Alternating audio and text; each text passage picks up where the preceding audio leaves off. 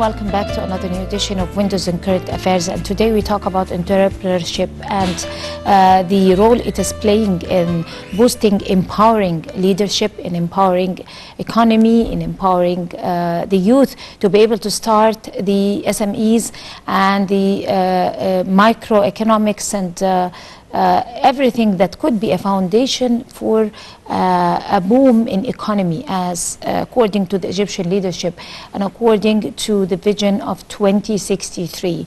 Entrepreneurship is one of the motives to be able to start a new era and to build nations and build economies that are empowered by new technologies and new theories for businesses.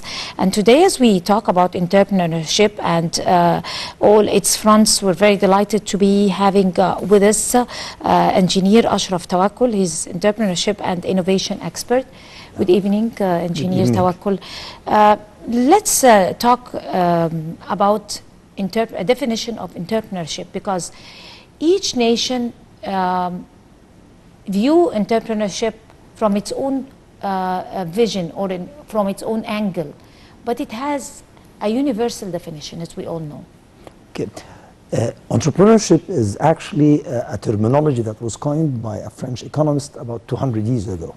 And that's why it's entrepreneurship. It's a French. It doesn't have any translation in other languages, I think, except German.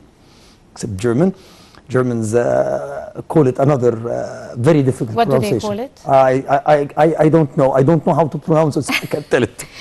But we can't even pronounce it in French. It's entrepreneurship. But the whole idea when entrepreneurship was first coined is that an entrepreneur uses the available resources and allocate it for a different cause so that he can make a change, a desirable change economically and societally. That is the general definition of entrepreneurship. So in that mean in the modern days, entrepreneurship is actually viewed as two types. There is what we call SMEs, small and medium enterprises, and these are the people who start up a business that doesn't actually make a change, but it actually supplies services or goods that are already needed and required, like making a mask. If I open tomorrow a small business that manufactures face masks in this pandemic and sell it, I'm an entrepreneur, but I am making a small or a micro-small business. Why? I'm not making anything new. I'm not creating a new demand. On the other side, we have what we call innovation-driven entrepreneurs, or innovation-driven enterprises. These are enterprises that do not invent, they do not do something new. No, they use an existing technology in a different way so that they can provide something new. One of those examples is like Uber. Uber used technology to provide a solution for people who want to hire a cab or a taxi. To commute, so that I know who is available around me, so I can get immediately somebody. And to provide that supply, it opened an opportunity for normal car drivers to make an extra income in their free time. So this made a fundamental change in transportation. And it used a technological innovation of location-based services to provide the service. So that's an innovation. In Egypt, I have one of the startups that I work with. He's one of my mentees from Upper Egypt. He is using a very old-known Far Eastern technology that he got training there on doing it. And he's utilizing the old leaves of banana trees to make a substitute for bamboo, because bamboo is very expensive.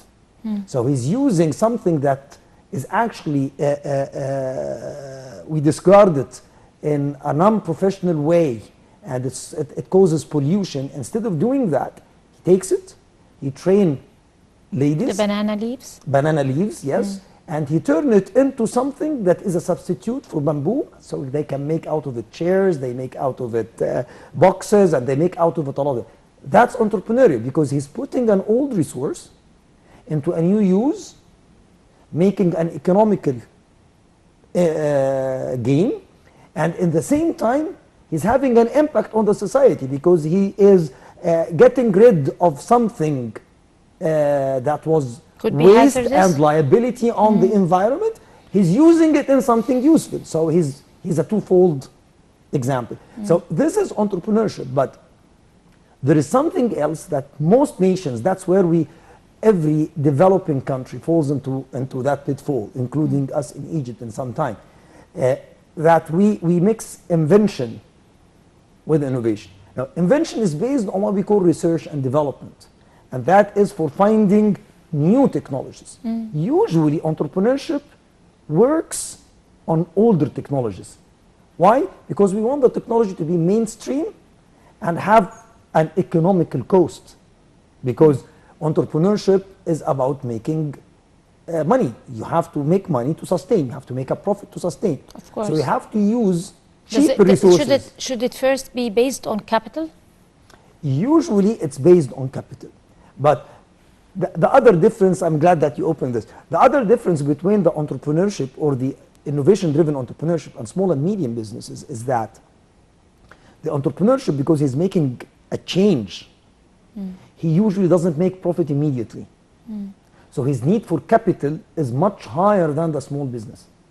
And that's why we have different vehicles like venture capital to go and give him capital and take share in it. Okay. Small and medium businesses are usually driven by the desire of owning a business. It's my business. And because it is something that I will be able to sell the moment it works, I can take loans. So if I go now and I have a permit from the Ministry of Trade and Industry, and I take that permit to make, say, masks or whatsoever, I can go with that to the bank and ask for a short-term loan for them to finance a machine for me, and they will finance the machine, and in 2 months I will be making money. Entrepreneurship doesn't work like that. Innovation driven like that, it can take you 2 to 3 years to start making profit, because you're making a change, so it's not predictable. Entrepreneurs usually assume that the user is going to pay for this, but eventually they turn paying for something else. So because you're making a change. So it's not based on theories. It's based on discipline. You see, the other problem in entrepreneurship, which is actually plaguing Egypt, because of we are a long time agricultural country. So usually most of the entrepreneurs come with the big idea thing. I have a great idea. Innovation is not based on great ideas. It really works when it's just a bright idea. Innovation is based on systematic methods. There are sources that you can look into to spot opportunities to innovate. But that's very contradictory. Usually when you observe things from distance, you could see innovation is innovation. You just imagine something and you try to innovate, and you try to add some changes and add innovations, and then it becomes an idea. But in reality, it's not like that at all, like you kindly just explained. It is based on facts and discipline and calculations. It's based on a discipline to minimize the risk of the big idea. We can call it surveys. Let me give you an example from real life. I hope that I won't mention names, but in some competition for young entrepreneurs a couple of years ago, I had a startup that came and presented a very interesting idea. They wanted to make transparent footwear, so that was a time where it was very fashionable for boys and girls to wear colored shoes. And they had a problem spending money with their age to match socks with the shoes. So those guys came up with the idea of making a transparent shoe, made a lot of research to find a nice transparent breathable material so that it takes the color of the sock. So you only buy one pair of shoes, and whenever you change the color of the socks, a pair of shoes get changed color. That's a great idea. But let's face it, it will never work. Why? It's not based on a real need. It's a nice to have. People don't pay money even in relaxing times unless they believe they have to spend it. Even with different segments. Or it could be a trend. Or a trend, and he can afford it. So his need is to go with the trend, so he'll pay for it. But if it's not in a trend and it's something nice, he will tell you, yes, I will pay for it. And when you make it, and you come to sell it to him, he will prioritize spending. That's a human nature. But on the contrary, Facebook, Uber, they did not just come with a big idea. They went systematically first in the sources of innovation. In the case of Facebook, he looked at the demographics. So the whole idea started as an offline system to replace the printed Facebook that they print each year in the universities. It's cheaper. And then when it started growing, it was not online. How did it start? Can you explain? It started as, you know, in the United States, every year in graduate schools, in colleges, every year at the end of the year, they print a Facebook. Yes, of course. We've all had Facebooks. Oh, okay. So the problem is they take money from the students. They do it on their expenses. So now there is a need. They want to save the money. There is a big demographic for this. So it started as standalone systems, installing servers in the university. So it started as an app that works exactly like a Facebook. Like a Facebook. But how did it gather the whole world? That's the problem. That's the unpredictable. But the source of the innovation is disciplined. How it will grow, that is unpredictable. But actually, I mean, mentioning the Facebook in particular, the innovator of Facebook, the one who invented it, had in his mind that he is not going to create a Facebook. He knew what he was doing. He knew that he is going to create an app. But no, I heard it first person from Zuckerberg in a conference back in 2010. And the guy interviewing is a very, very well-known guy in industry, in the technology industry, and his name is Tim O'Reilly, so he cannot lie. And he told him, I want you to tell me what are the mistakes you've done on your success path. And that was like a live conference, like a round table. And he laughed and he told him, well, actually, Tim, the question is wrong. You should ask me what mistakes I didn't make. I think I made all the sins and mistakes an entrepreneur can fall in until we figure their way out.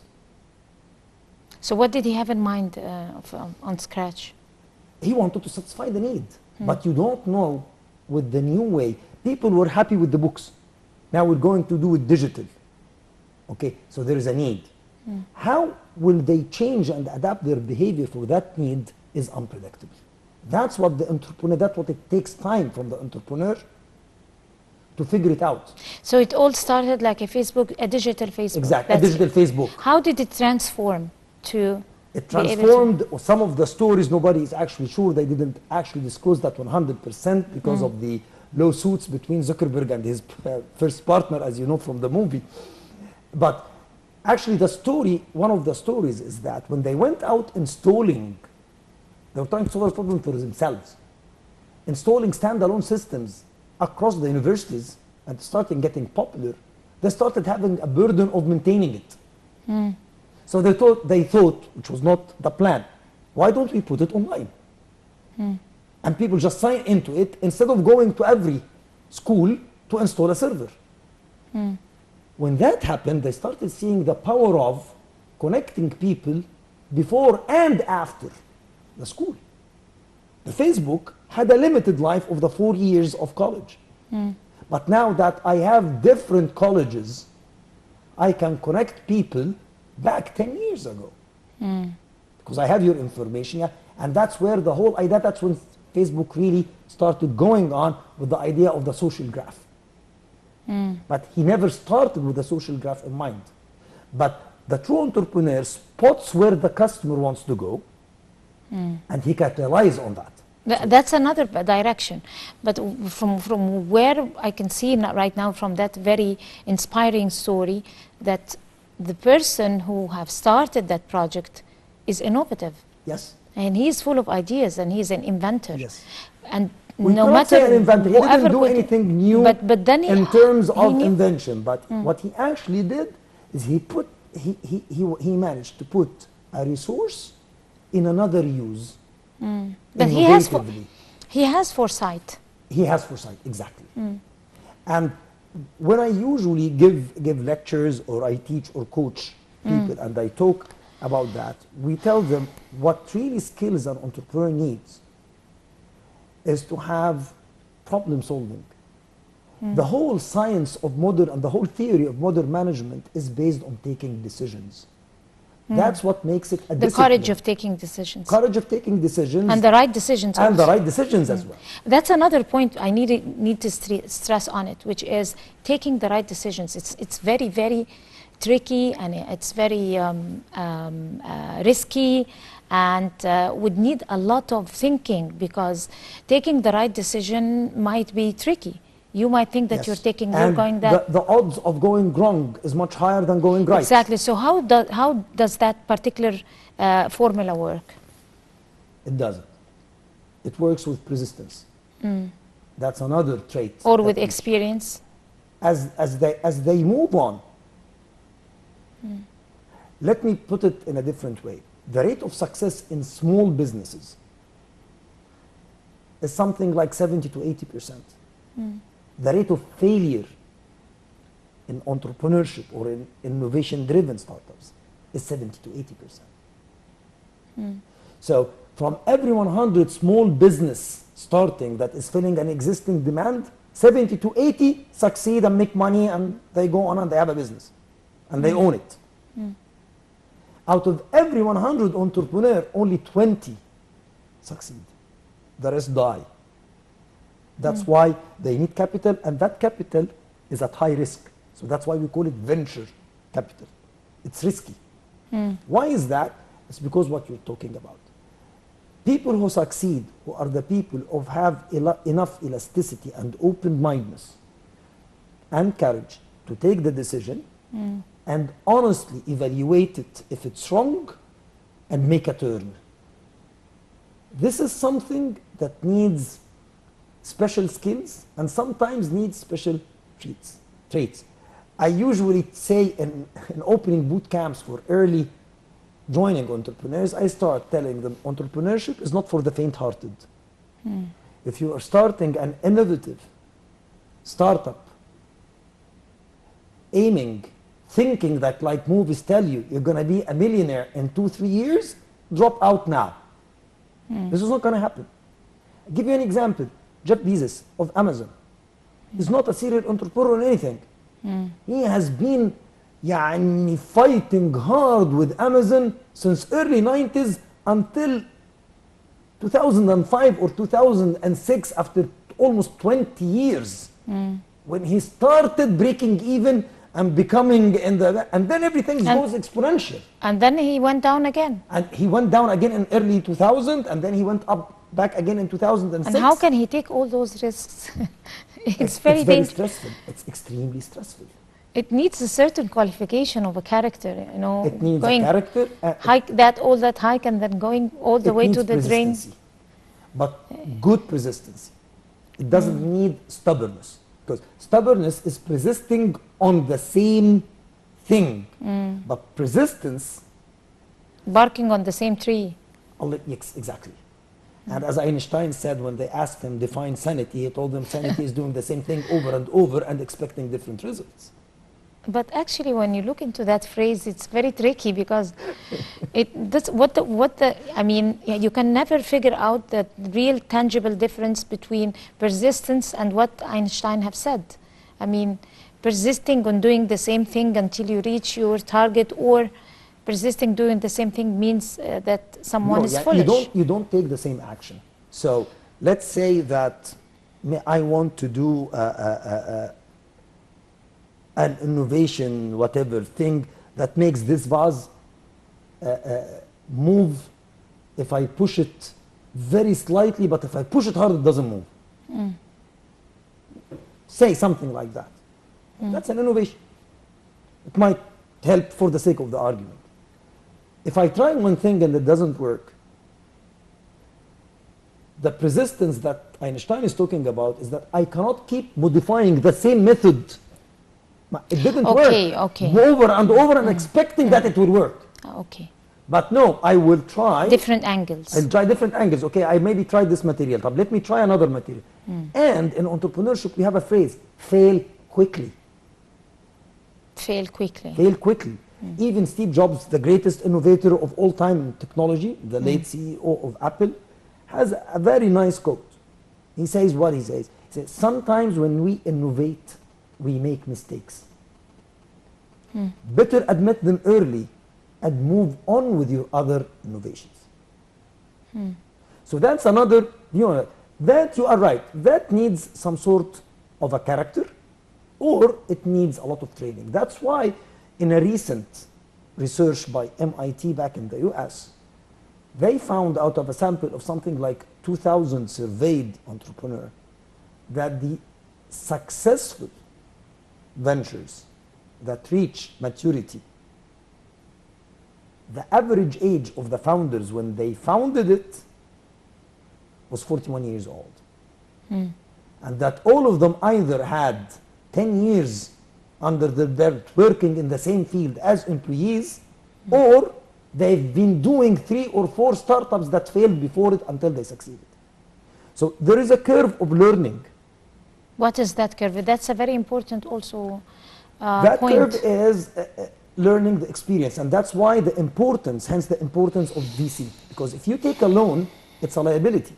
That's why that's why startups don't take loans, because it's not guaranteed, and that's why venture capital loses money.